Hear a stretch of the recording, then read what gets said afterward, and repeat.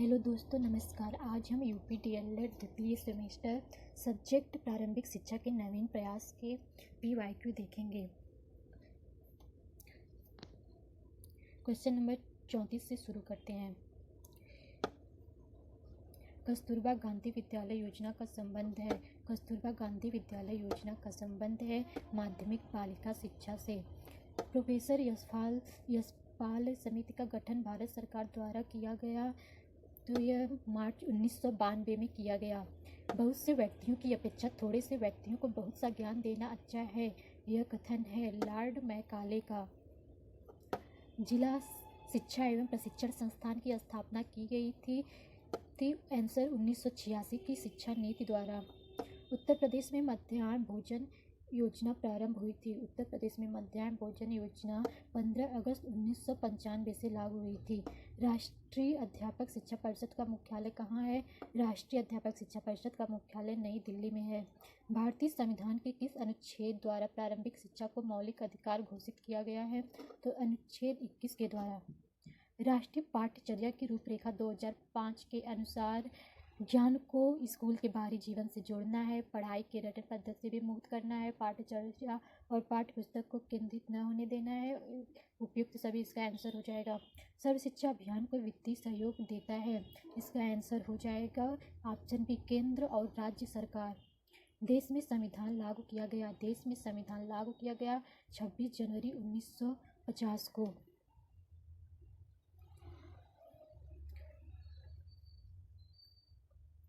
Question number 44।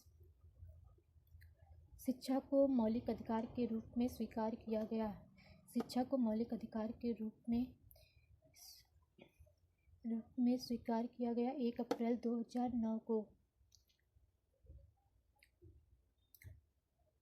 शिक्षा को किसी निश्चित स्तर तक सभी लोगों को अनिवार्य एवं निःशुल्क रूप से उपलब्ध कराना है, यह सार्वभौमिकीकरण है।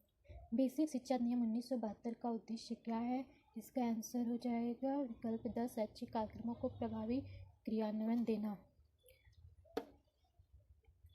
प्राथमिक विद्यालयों के न्यूनतम आवश्यकताएं सुविधाएं सुलभ कराने की योजना क्या है? तो योजना ऑपरेशन ब्लैक बोर्ड योजना है। स्वतंत्रता के समय देश में कितने प्रतिशत जनसंख्या साक्षर थी? तो 14% जनसंख्या साक्षर थी स्वतंत्रता के समय। विद्यालय स्तर पर शिशुओं की मांसपेशियों का विकास होता है सृजनात्मक क्रियाकलापों से। सर्व शिक्षा अभियान किस आयु वर्ग के बच्चों की शैक्षिक व्यवस्था से संबंधित है? तो 6 से 14 आयु वर्ग। कस्तूरबा गांधी बालिका विद्यालय योजना किस वर्ग की बालिकाओं में साक्षरता की स्थिति बेहतर बनाने के लिए है? तो इसका आंसर है ऑप्शन द, यानी सभी तीनों आंसर सही है। अनुसूचित और अनुसूचित जनजाति के लिए, अन्य पिछड़ा वर्ग के लिए और अल्पसंख्यक वर्ग के लिए। सर्व शिक्षा अभियान के अंतर्गत संचालित होने वाले कार्यक्रम के लिए वित्तीय सहायता प्राप्त है, तो राज्य और केंद्र सरकार द्वारा। कितने अंतराल के उपरांत पाठ्यचर्या के पुनर्विकास एवं समीक्षा का प्रावधान है? तो 5 वर्ष के बाद।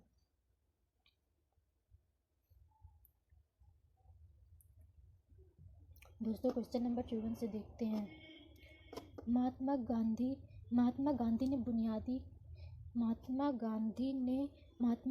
ने बुनियादी तालीम या बेसिक शिक्षा का प्रस्ताव रखा सन 1937 में। माध्यमिक शिक्षा आयोग के अध्यक्ष थे। माध्यमिक शिक्षा आयोग के अध्यक्ष डॉक्टर लक्ष्मण स्वामी मुदलियार थे। निम्नलिखित में किस स्तर के विद्यालय से बच्चों को स्वतंत्र रूप से विकसित करने के अवसर दिए जाने चाहिए? तो पूर्व प्राथमिक विद्यालय से। ह्रास की समस्या से आशा है ह्रास की समस्या, बीच में ही विद्यालय छोड़कर बच्चों का चले जाना। पटेल एक्ट संबंधित है। पटेल एक्ट जो है प्राथमिक शिक्षा में गुणात्मक और परिणात्मक वृद्धि से संबंधित है। राष्ट्रीय पाठ्यचर्या की रूपरेखा यूनिसेफ के अनुसार मार्गदर्शक सिद्धांत में निहित है पाठ्यचर्या का संवर्धन, पाठ्य पुस्तक पर केंद्रित करना। हंटर कमीशन के समक्ष प्राथमिक शिक्षा को अनिवार्य व निःशुल्क करने का प्रस्ताव है दादा भाई नौरोजी। राष्ट्रीय बाल श्रम परियोजना संचालित की गई 9वीं पंचवर्षीय योजना के दौरान। उत्तर प्रदेश के समस्त जिलों में स्कूल चलो अभियान शुरू किया गया। स्कूल चलो अभियान 2004 में शुरू किया गया।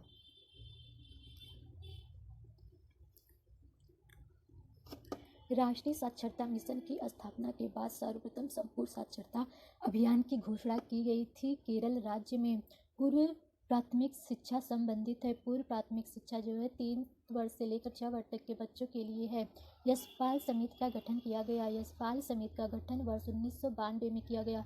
बुनियादी शिक्षा से संबंधित नहीं है। बुनियादी शिक्षा से संबंधित नहीं है। इसके सिंघा पोषण आहार वितरण योजना का उद्देश्य नहीं है कुपोषण की समस्या को दूर करना। शिमला शिक्षा सम्मेलन 1901 का आयोजन किया गया था।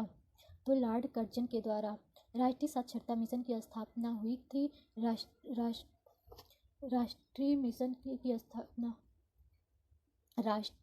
साक्षरता मिशन की स्थापना हुई थी तो सन 1988 में हुई थी। उत्तर प्रदेश में सभी के लिए शिक्षा परियोजना लागू की गई है 17 मई 1993 से। जब कोई बालक किसी भी अवस्था में प्राथमिक शिक्षा पूर्ण किए बिना ही विद्यालय छोड़कर चला जाता है तो यह क्या कहलाता है? यह ह्रास कहलाता है। 1960-61 में जनजातियों की शिक्षा संबंधी समस्याओं के समाधान के लिए गठित कमेटी के अध्यक्ष कौन थे? श्री UN ढेवर थे।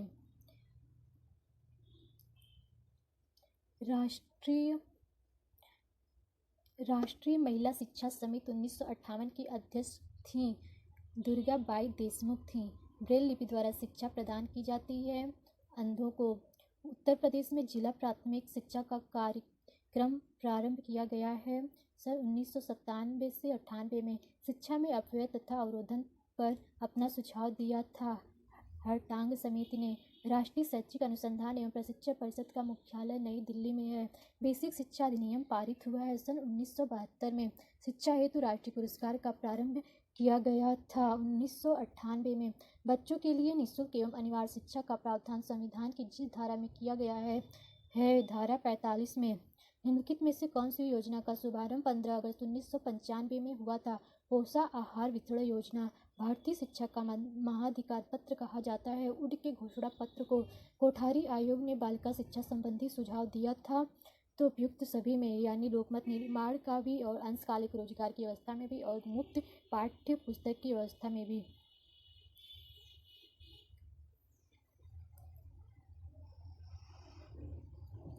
हंटर कमीशन कहते हैं। हंटर कमीशन भारतीय शिक्षा आयोग को कहते हैं। कोठारी आयोग का गठन हुआ था। कोठारी आयोग का गठन 1964 से 66 में हुआ था।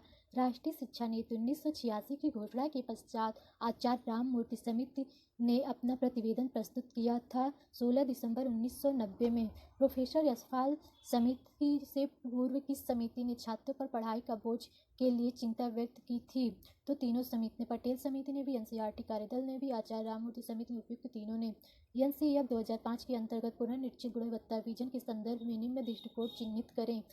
तो उपयुक्त सभी। बच्चों के प्रति दृष्टिकोण भी, शिक्षक की भूमिका भी, शिक्षा विद्या के प्रति दृष्टिकोण भी। ऑपरेशन ब्लैक बोर्ड कब आरंभ हुआ? ऑपरेशन ब्लैक बोर्ड 1987 से 88 में प्रारंभ हुआ। स्कूल चलो अभियान में किस कक्षा के बच्चों को आकर्षित करने की योजना थी? कक्षा 1 से लेकर 8 तक के। स्कूल रेडीनेस कार्यक्रम विद्यालय शिक्षा की तैयारी में निम्न क्षेत्रों पर बल दिया गया है। तो उपयुक्त सभी यानी व्यक्तित्व एवं सामाजिक तैयारी में भी, शैक्षिक तैयारी में भी, मनोरंजनात्मक और सृजनात्मक, शाब्दिक अशाब्दिक भाषा कौशल में भी। पोषण आहार वितरण योजना के निम्न विचार से प्रारंभ किया गया है। नामांकन संख्या बढ़ाने के लिए। चार्ल्स ग्रांट के शैक्षिक प्रयास क्या थे? तो अब वह दोनों यानी भारत में विद्यालय की स्थापना भी और अंग्रेजी माध्यम से शिक्षा भी प्रदान करना।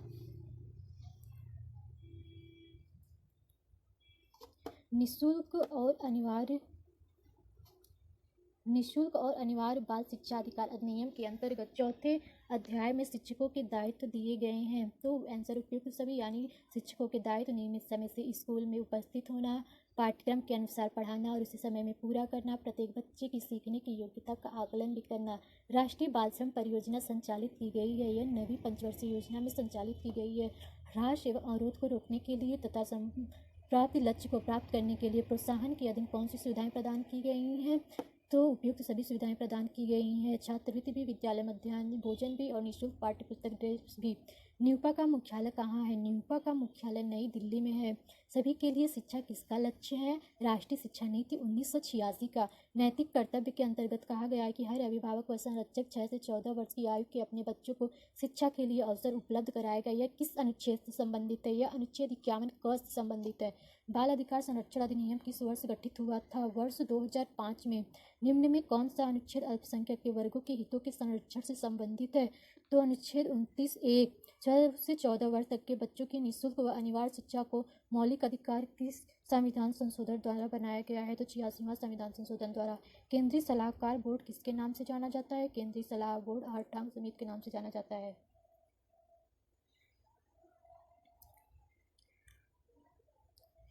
उच्च अध्ययन शिक्षा संस्थान कहाँ स्थित है? तो यह प्रयागराज में स्थित है। शिक्षा का अधिकार अधिनियम 2009 कब पारित हुआ? तो यह 2010 में लागू हुआ। निम्न आयोगों का सही क्रम बताएं। कैबिनेट यानी आगे वुड डिस्पैच आया, फिर हंटर आयोग आया, फिर राधाकृष्णन आयोग आया, फिर जाकर के कोठारी आयोग आया। कलकत्ता में मदरसा की स्थापना किसने की थी? वारेन हेस्टिंग ने की थी। किसे राष्ट्रीय शिक्षा आयोग भी कहते हैं? राष्ट्रीय शिक्षा आयोग कोठारी आयोग को कहते हैं। भारतीय शिक्षा आयोग का गठन किया गया था। भारतीय शिक्षा आयोग का गठन 1882 में किया गया था। फोर्ट विलियम कॉलेज की स्थापना किसके द्वारा की गई है? फोर्ट विलियम कॉलेज की स्थापना लॉर्ड वेलेस्ली के द्वारा की गई है। निस्यंदन सिद्धांत के प्रतिपादक कौन थे? तो लॉर्ड मैकाले थे। ऑपरेशन ब्लैक बोर्ड कब प्रारंभ हुआ है? 1887 से 88 में। शिक्षा छनाई का सिद्धांत लागू किया गया था उच्च वर्ग की शिक्षा हेतु। कस्तूरबा गांधी विद्यालय योजना का संबंध क्या है? माध्यमिक बालिका शिक्षा से। भारतीय विश्वविद्यालय अधिनियम किस वर्ष पारित हुआ था? तो यह 1904 में पारित हुआ था।